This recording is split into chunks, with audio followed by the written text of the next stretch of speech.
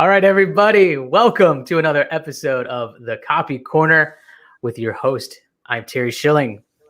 And I'm Dan Marzullo. Yes, as you know, guys, this is our corner of the internet where we like to talk copywriting and marketing tips to help you write and sell smarter. And today we have a special episode because we have a guest, our second guest, Dan, on the Copy Corner podcast. We welcome live from Guatemala, Brooklin Nash. Head of marketing and content at Sales Hacker. Brooklyn, what's up, man? How you doing? Pretty good. Good to see you again, you guys.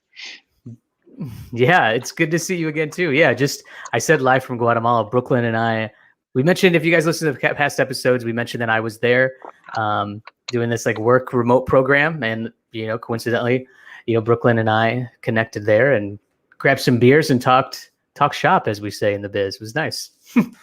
Just because you showed Terry wasn't doing any work in Guatemala. He was just working vacation the whole time, Right. Yeah, exactly. Yeah, man, but that was fun. That was fun to get connected. And, when we talked, we wanted to bring you on the show. We talk a lot about content marketing strategies, obviously copywriting as well. But, just with your background and experience, we wanted to just chat a little bit about why your content isn't performing especially for B2B spaces, but it could be for entrepreneurs, solopreneurs, freelancers out there who are starting a blog and want their content to stand out. So we thought we'd have really like a candid conversation with you, just ask a couple questions and see, and talk from there. So welcome you to the show. And Dan, or first, Brooklyn, tell a little bit about more of your experience as an intro. Yeah.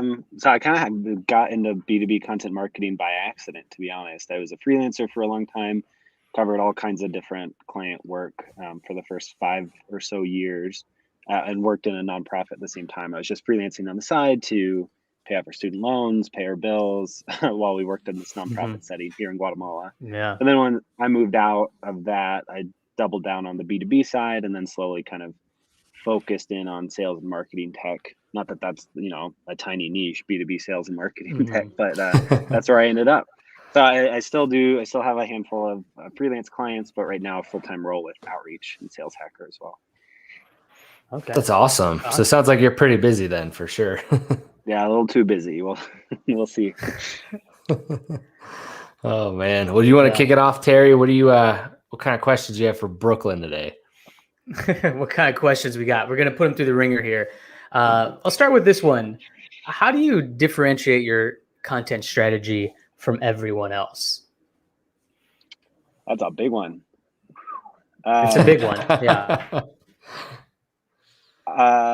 Big picture, I'd say just don't, it's going to sound super obvious, but don't make it like anybody else's. I think, especially in content marketing, almost more than any other form of marketing, there's just a lot of copycatting. So don't assume that because something seems like it's working for a competitor or somebody in a similar space that you should just like replicate what they're doing. A few ways to do that. I mean, people always say talk to your customers, right? But I think content people especially should talk to folks in their network that fit their ICP, not with any ulterior motive to make a sale, but just to understand what they care about, what their pain points are, what will hit and what won't hit from a content perspective. I think founders and early teams are really good at doing that. But then as the content team starts to grow from, one head of content to head of content and 2 content marketing managers, and you grow and grow, you get away from having those conversations. So I think just, I don't know about a cadence, but just make sure you're talking to the people that fit your ICP and ask them what they care about and try to match your content to what they say. And I think that alone will help you stand out. I'd also recommend experimenting with getting shorter with your content. Not every article has to be 1,500 words. If you can get into an example or a how-to in 700 words and then get through it in 2 minutes instead of having to scan and scroll or getting bored, then not only have you accomplished the same goal, you're probably more likely to accomplish what your goal was in the first place. Yeah. I mean, I got a couple, I don't want to just ramble, but go for it. We like rambling here at times, so it's all good. All right. Another thing I typically recommend to clients, especially in early stages, is just choose 2, probably max 3 themes, and just fit all of your content under those themes. Especially if you can do it 2, where you're talking about 2 sides of the coin of whatever the problem is. And I think that helps with not just making better content as you go deeper and deeper and deeper and get into those, from an SEO perspective, getting into long tail keywords and creating hyper specific content around what people are searching for answers for. But it also helps from a branding perspective. I mean, you see it with the guys at Lavender and the team they're building. I mean, they are now just from their social content, for the most part, they're like go-to for email tactics and email tips for outbound, right? So just like sticking in those narrow lanes early on will really help build your credibility, build out really solid foundation of content to build off of, and ideally build your brand. Yeah. I like how you said too, touching on earlier about, actually talking to your ICP, right? Because I think in content, it's so easy for us to just assume and go, oh, this is going to resonate. And then you put something out and it flops, right? Yep. Exactly. I think there's a big difference between just following what the robots want to tell you to do, like the Google machines and just the keywords, instead of just like what humans are asking for. And I think you can look up things that are trending and come up with content that can relate to your brand and potentially fit into your theme, as well, depending on what your product is. But Brooklyn, I just wanted to follow up too. You said sticking to like 2 or 3 themes. Could you give an example, like if it's, in a B2B space for certain product, maybe what that may look like? Yeah, so I'm kind of advising with a startup around expense management, and we just landed on 3. Now it's really 3 main themes to speak to, and all of the content fits under that. Number 1 is shadow IT. That's like the problem statement side. Number 2 is expense cards and like the complexities of putting them in place and what the alternatives are. And then the 3rd is just like what was it? Well, now I'm not remembering what the 3rd is right now, but just like okay. 3 pretty interrelated themes that everything kind of fits under. I mean, it's definitely not a new concept. It's why HubSpot has the recommendation around like pillar and cluster content. Just early on, maybe you make 3 pillars around specific things and then build everything else out underneath that. A better example is, before outreach, I worked with Wizza, and we did that with cold email, which is a much broader thing to own, and LinkedIn Sales Navigator, which has a much smaller audience for that kind of content, but it converted like crazy because that's exactly what the solution spoke to. So I think by coming from both ends, from very top of funnel cold email tips, we built a foundation for backlinks and kind of the brand around it and authority around how you can approach cold email. But then with LinkedIn Sales Nav, we very much captured that bottom of funnel intent-based audience for search. So it kind of came from both ends of the spectrum funnel, I guess. Yeah. Okay. Cool. Oh, that's great. Oh, I was going to say earlier too, I think another key piece of strategy is to build repurposing in from the beginning, not just from a distribution side, but Dan, your follow-up of like, I think by building repurposing in for social and email, you can shorten your feedback loop by quite a bit, versus if you're putting an article out and just relying on SEO. I mean, search can take a long time to get traction, right? But if you're repurposing pieces of that for social and email, you shorten your feedback loop to, I mean, if it's social, to hours and minutes. Right. And then you can use that to validate further content ideas. Yeah. No, that's great. And that I think that's a good segue too, in kind of the next question we had for you, which was, besides SEO, what are kind of your go-to content promotion strategies? Yeah.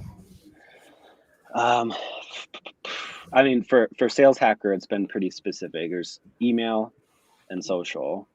Email, because we have it doesn't have as wide of the reach as our search traffic, for example, or even direct, but we have a very pretty engaged subscriber base, or if they're opening our emails, for the most part, it's the same folks, same like 10 to 15,000 people opening the emails every week. And it just kind of creates a different almost sense of community there. And we'll get emails back, we'll get suggestions, we'll pull in community discussions and highlight folks. It just kind of makes it a little more personalized. Just Cool. landing in your inbox, it just should feel a little more personal. Yeah.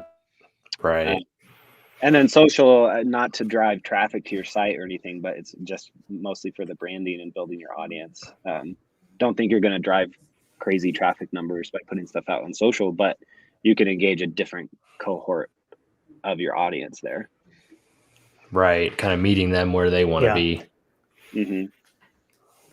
Cool. I love it. Yeah, I think email is obviously email is just so important today. I mean, because it's like one thing that you have control over of. And I love how you said it can be personable and you can kind of create, like give the hook and promo it kind of the way that you want to, whether it's just like a new blog, a webinar, a video series, podcast interview, things like that. So yeah, it's just a great channel to get it out there. Yeah. Besides just like the question says, the SEO side.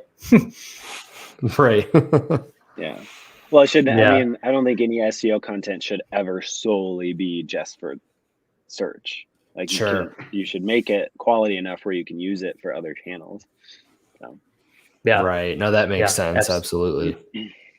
Yeah. Oh, and the other side, not that I am an expert in putting this in place. I know there's a lot of barriers to it, but I think another channel is sales, like connecting either with your sales team if you're a small org, or sales enablement if you're getting bigger. And not just like for case studies and white papers, but you can enable your reps with some great content to feed into their follow-ups and the conversations they're having, so that the follow-up isn't, hey, just floating this to the top of your inbox. It's, hey, I know we were talking about XYZ. We just published an article on XYZ if you want to check it out. And then it's immediately focuses on the value instead of that sales conversation. Yeah. Instead of just like floating them up, like, hey, can we set up a call tomorrow? Or like, I'm going to be in Houston, Texas tomorrow. Let's meet up. It's just like, it's a little bit more, it's just, hey, look, I thought of you. We talked about this.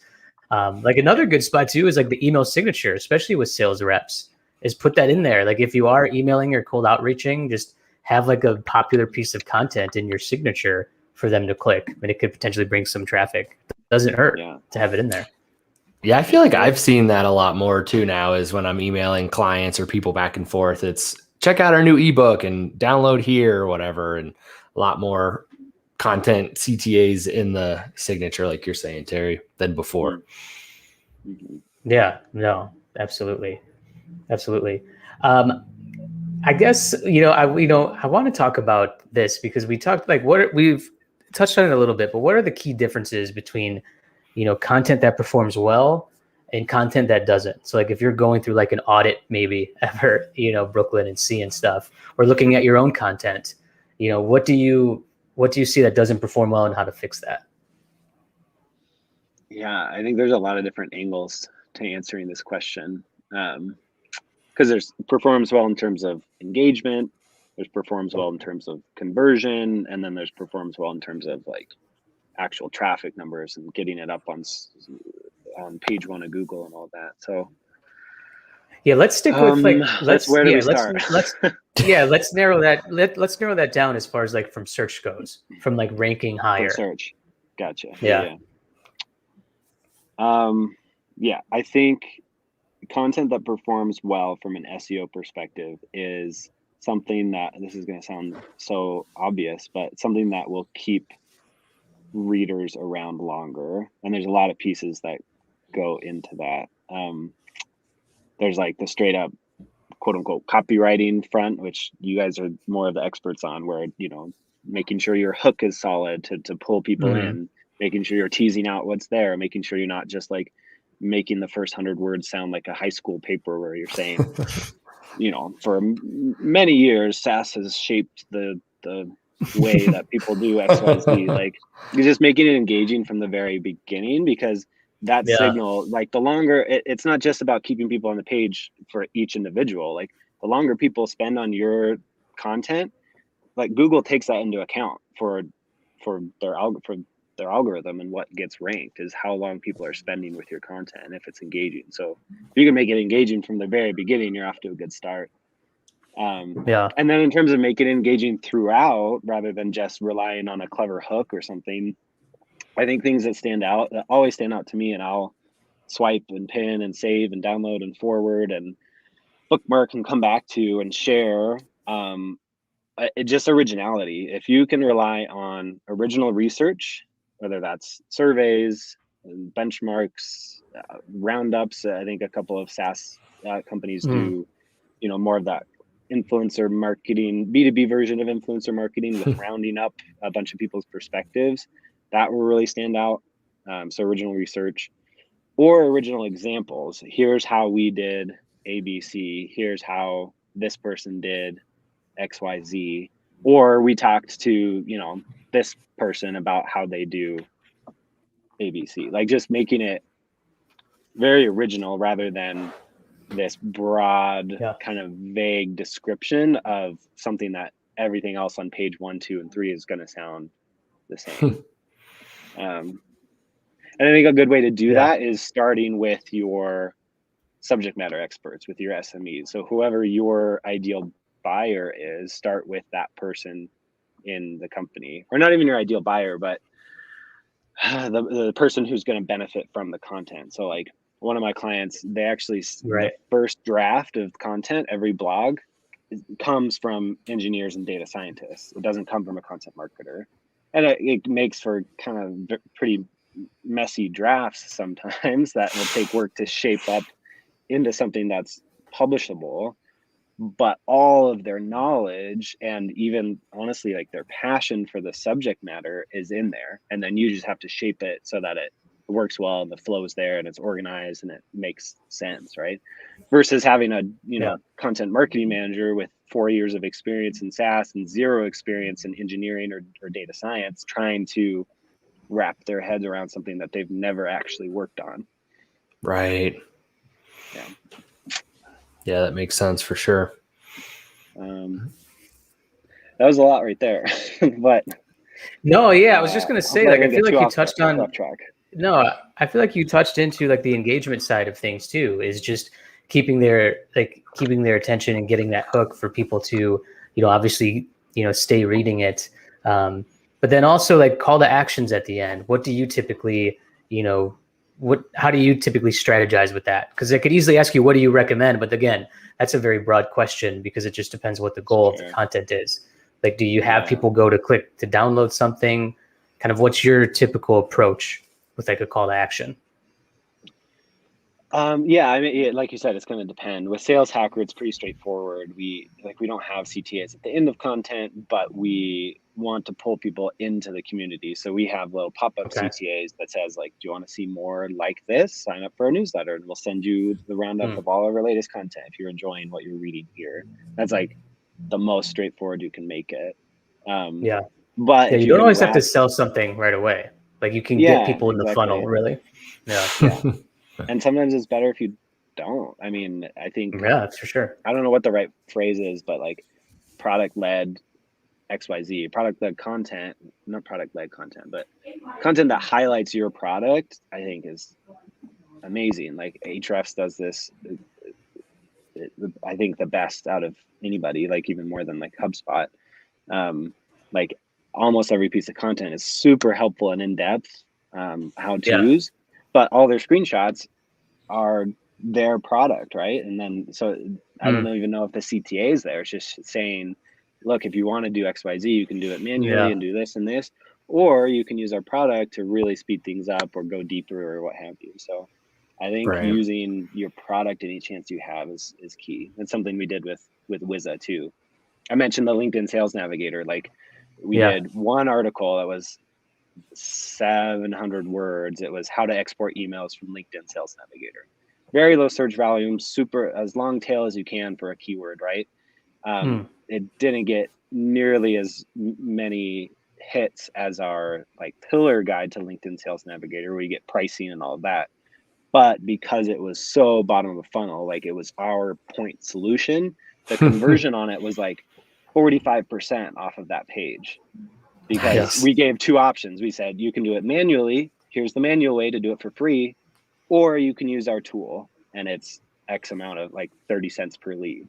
And that worked really well. Wow, Nice. that's super interesting. Yeah. Okay.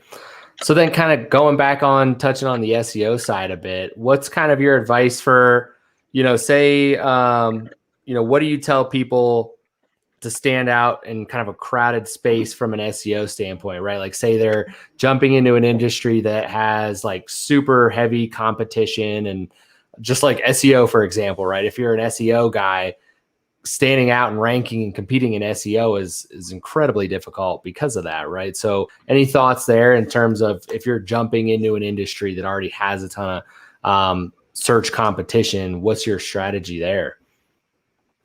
Yeah. A good question and a big one.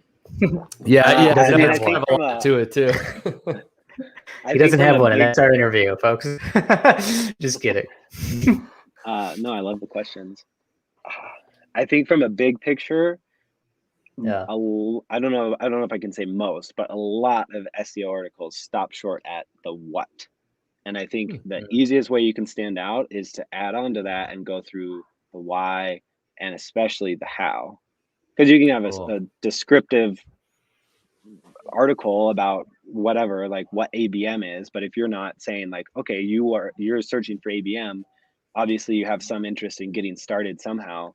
Here's our like 4 steps for making sure you can get started with using ABM without just like wasting your dollars. I think, and even from the sales hacker side, like I review a lot of incoming drafts, right? And 75% of the time, my first round of feedback, the number one item is, okay, this is great info, but can we add the so what and the how to either each section?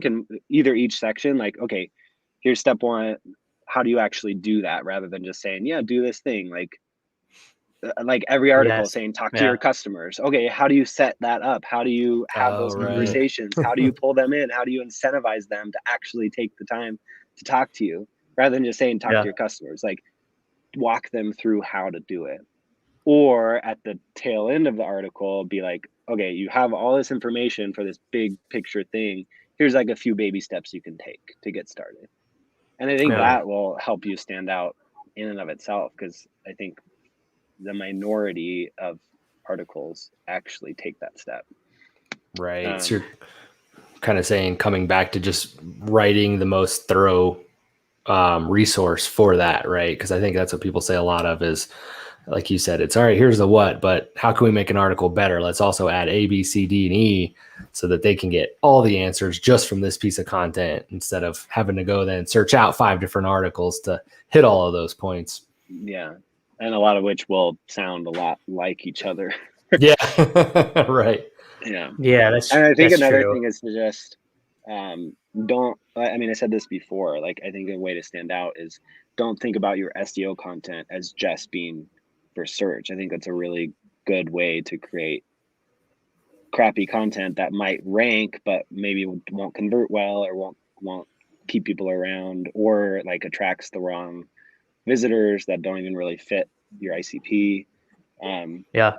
It sets it up to make it formulaic. It's going to look like every other article on the first page if you're writing it for search. So write for your audience first and what they're interested in and what they need, and then figure out how to optimize it for search, instead of being like, oh, we need this H3 to speak to this because we want to try to get the snippet for whatever. Yeah. So, okay. That's great.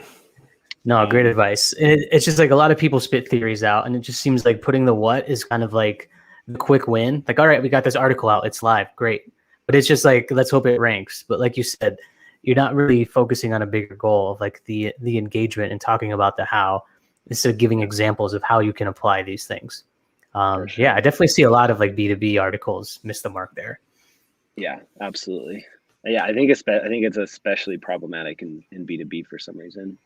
Interesting. But what you something else reminded me. Yeah, it's just something you said reminded me. Another piece of this is, I don't think a lot of people realize how much effort you have to put into your offsite SEO from the very early stages. And when I say offsite SEO, I mostly just mean your backlinks, right? And building relationships in your niche to continue driving that in the future. I don't think it's okay, let's put all this content out that's super well optimized for search and kind of hope it ranks and see what happens, because that's like probably less than half the picture. A huge part of how Google considers relevance and authority is through backlinks. I mean, that's like maybe one top 3 factors. I don't know what it is scientifically, but it's a big one. So from the beginning, that's why I say like starting with original research, original examples, quotes from your subject matter experts is a great way to start with content, because then you have something super valuable to bring to those backlink relationships. And you can say, hey, we put this benchmark report together and recapped it in this blog post. This is original research. Would you consider adding some links, because it's going to be valuable for your audience? Instead of coming to people and saying, hey, we have the 76th article on ABM that you've seen this year. Would you consider adding a link where it's just descriptive about ABM and says the same thing everybody else does? Like, you got to bring something original to that. But then you also have to go outbound for those backlinks in the first year or two. And then as you build that authority and your other content starts to rank, it'll be like that.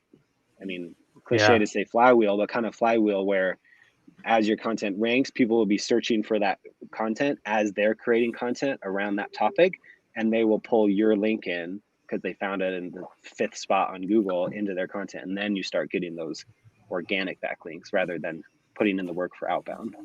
But you got to do that early on. Excellent advice. Yeah, I think that's important, because a lot of articles I read, it's always just like, create the best content that's linkable that people are going to automatically link to. It's like, well, if you have no authority, you got to do the outreach to say, hey, look, here's this. Let's get some links before you can just put it out there and go, all right, cool. Hopefully by next week we'll have, 20 backlinks on this or whatever. Exactly. A super well written article that's optimized for search, but you don't have the domain authority will maybe get you to like position 32, like bottom of page 3, top of page 4, which like, great, that's awesome as you're getting started, but it's a lot less likely to make it to page 1 if you're not putting backlinks behind that content as you put it out. Cool. Yeah. Well, Brooklyn, you shared a lot, regarding content strategy. And I think especially the tail end of here, a lot of good advice, actionable advice too. I want to wrap up though with a couple questions, not off topic of content strategy, but also just building like your brand on LinkedIn, because you and I connect a lot on LinkedIn and on Twitter. And I think we both can agree on Twitter, people like to talk shit about LinkedIn. It's just like, oh, I come to Twitter to not look at LinkedIn. And like part of me, like, I get it. If you don't like LinkedIn, it's not for you. Cool. But I'm just like, why do you have to talk shit? Because I know it's a very valuable platform. So my question is then, like, why do you consistently create value on LinkedIn? And kind of what would be your approach to building a following that actually like drives engagement and gets results, besides just building a following to say like, hey, I have 15,000 followers on LinkedIn. Like there should be a purpose to that as well. Yeah. It's a complicated question for me because I kind of got started on LinkedIn by accident. I had growth at my previous startup left, and there's this hole that I just figured I'd fill with the content I was creating for the site. That was like a year and a half ago, I think. And I still have, I mean, to be honest, hopefully I don't ruffle any feathers, but I have like mixed feelings about LinkedIn, because the main part about LinkedIn that I don't like is how obsessed with LinkedIn people on LinkedIn can be. Like, oh, you have to, like, it's the end all be all of your personal brand. Like, you have to do X, Y, Z. And I'm like never gonna say that, because I don't think it's true. I think there's lots of different ways to go about it, and I don't think even a personal brand is for everybody. But it feels like this, like good point. I think in my Twitter, when I started getting more active on Twitter, my whatever, I don't know what it's called on Twitter, your little bio said like, I come here so I don't take myself too seriously on LinkedIn. Oh, that's which funny. is kind of the idea. Like, I just think some people can take it too seriously, and I'm just not about taking it serious. I mean, I want to take it seriously and try to provide value to people. But a lot of that comes from offline relationships, not the likes in the comment section. So anyway, that's more of a preamble. Your question was more about going about building it. Right now, because you have built a strong following. Like you get a lot of engagement, on your post. Well, I think I mostly just got lucky. Sorry, my internet went out a little bit. Sorry if I was interrupting you. That's okay. I think I got a little lucky because my role with Sales Hacker kind of necessitated being active on LinkedIn because that's where our audience was active. So as we were pulling people into the community, it was part of my job to engage with the sales community on LinkedIn and like share what I was learning from other salespeople. So I think that's been the biggest piece. I just got kind of lucky to be in a role where that's like a fun part of my job. And then the other side of it. So, I mean, I have two pieces of content. One speaks to sales and marketing, and the other side, and this is more of like long-term, I really just want to provide as valuable content as I can for freelancers, whether they're just starting out and thinking about doing it as like a little side hustle, or they've been doing it for a few years and they want to go from 50K to 150K, like just giving some advice because I've been doing this for almost 9 years now. So just like for now, just giving that content out on social because that's where it can be consumed for free and easily. And then down the line, figure out how I kind of package that up and make it a more digestible, repeatable format. Makes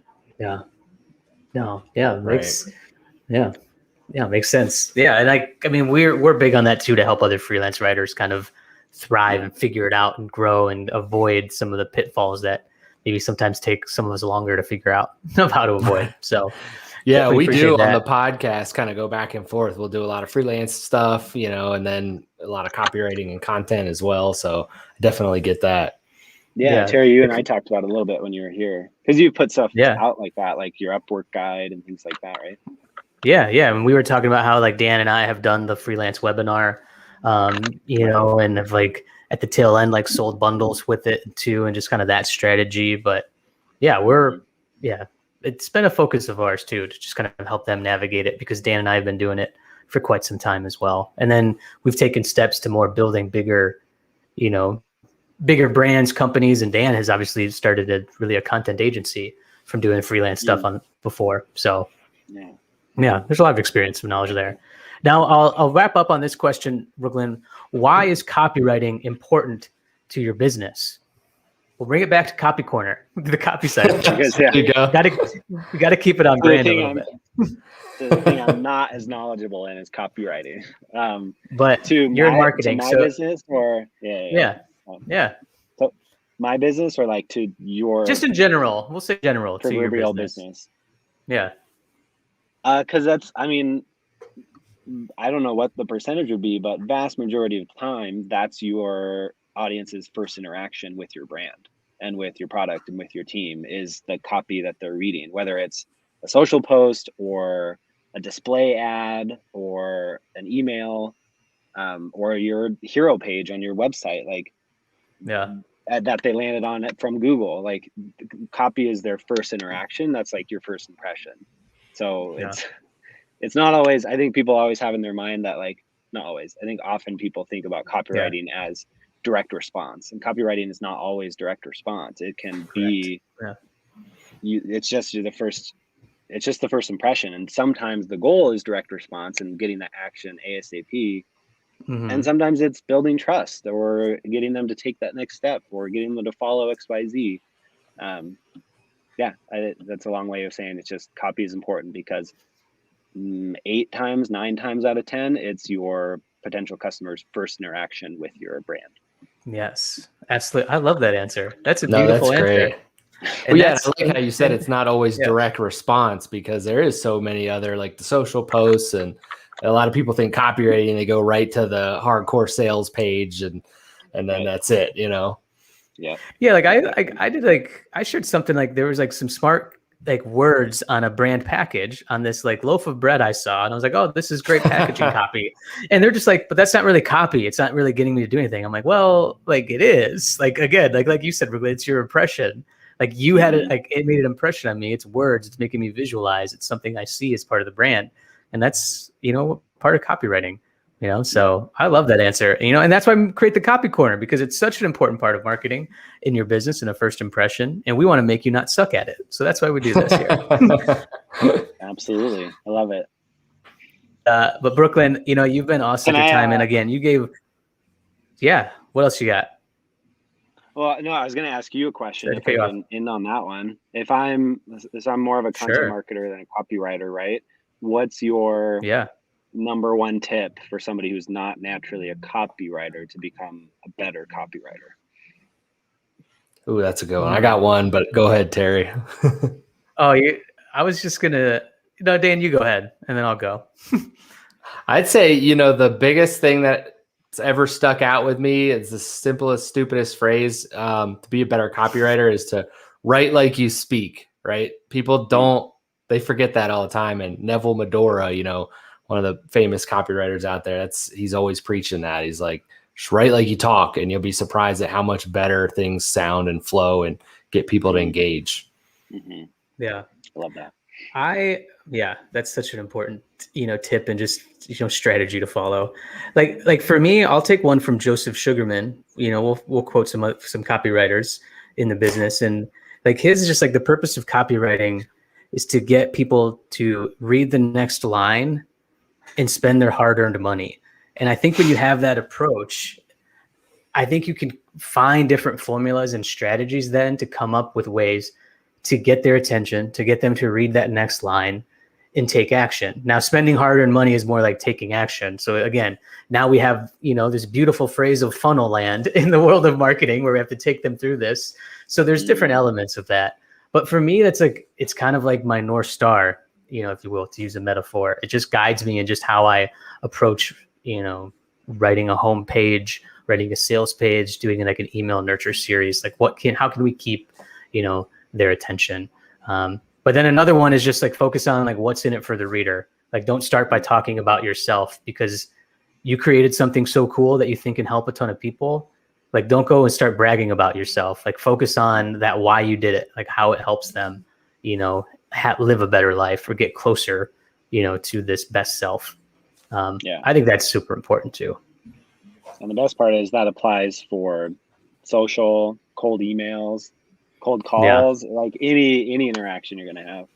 Yeah, no, absolutely. Absolutely. Well, that's all we got today, Brooklyn. Thank you so much for joining us. This was great. A lot of great insight, especially just on like blogging and creating content strategy in 2021. I think, a lot of it's changing, and a lot of it, there's a lot of more resources that you have, to rank higher and to get more engagement. You just got to put a little bit more work and be original. It's some of my biggest takeaways from our conversation. Right. I think that's the takeaway. It won't take a lot of work. Yeah. But be original, like have an original thought too with your content for sure. But yeah, Dan, anything else you want to add? No, that's it. Appreciate you coming on, Brooklyn, and sharing some words of advice. Super helpful, I think, for everybody that's watching and listening out there. Yeah, I was flattered. Thanks, Terry. Thanks, Dan.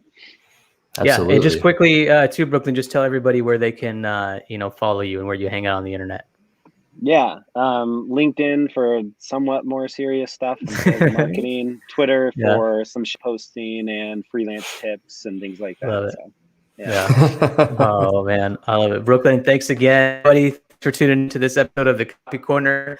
We will see you next time. Cheers. All right, thanks.